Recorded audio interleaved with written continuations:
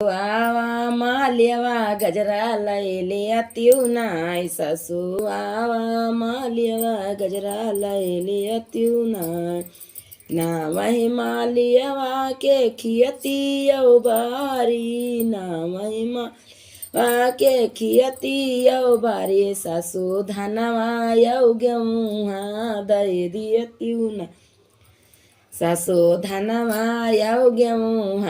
दे दियत्यु नाय ससु आवा मालियवा गजरा लैलियत्यु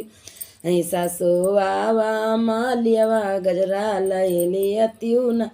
ये ना वही मालियवा के महला दू महला ना वही मालियवा के महला दू महला ससु छोटकी कोठरिया वका दे दियत्यु ना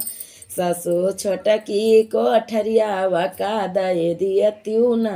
ससु आवा मालियवा गजरा लैलियत्यु ना वही मालियवा के लड़के यौ बाले ना वही माली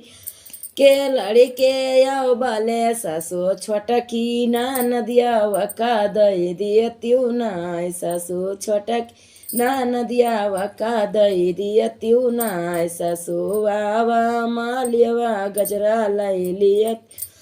ससु आवा मालियवा गजरा लैलियत्यु ना। नमस्कार दोस्तों, हमारी वीडियो जरूर देखना, कमेंट बॉक्स में बताना भी। ये हमारी नए चैनल है, आप लोग थोड़ा सपोर्ट कीजिए।